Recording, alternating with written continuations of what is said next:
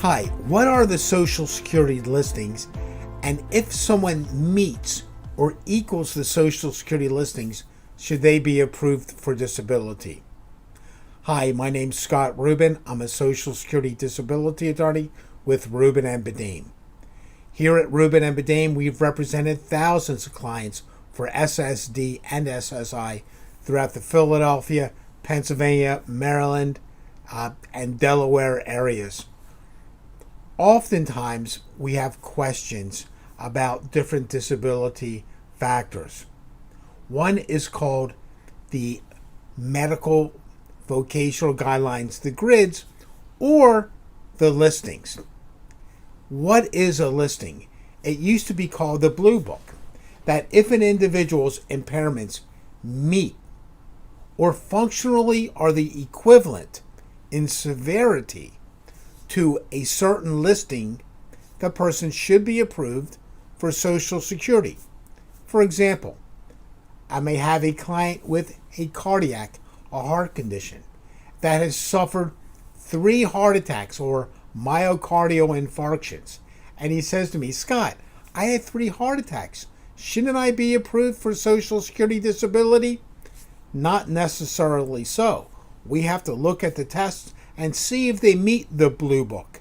See if they meet the listing of impairments under cardiac. And we have to measure the left ventricular ejection fraction of the heart.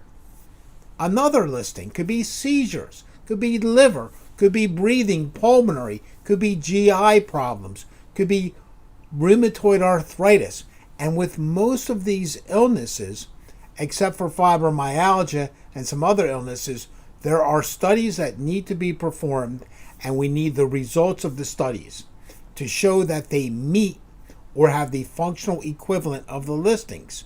Similarly with mental health cases, whether it's major depressive disorder, organic brain syndrome, autism, bipolar disorder, post-traumatic stress disorder, anxiety disorders, OCD, schizoaffective disorders, schizophrenia, personality disorders.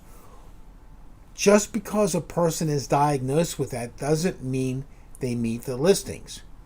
For example, an individual with bipolar, he's been diagnosed bipolar by a psychiatrist. Well, then we go to the next part. Are there marked problems with concentration, persistence, or pace?